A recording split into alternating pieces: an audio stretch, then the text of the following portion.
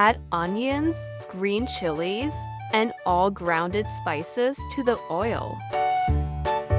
When onion turns golden brown, add some water. Also add 1 teaspoon ginger garlic paste and small tomato. Cut potatoes and carrots and cook with salt until soft.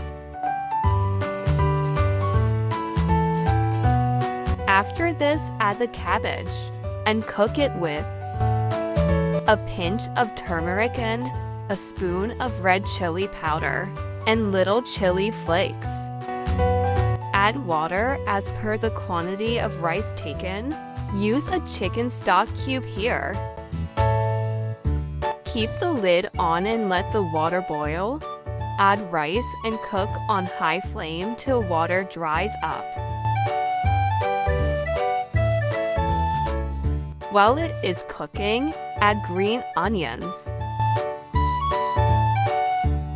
Lower the flame and cover with clean cloth for 10 to 15 minutes. After this, the rice is ready. Make this at home and definitely try. This has a very tasty taste.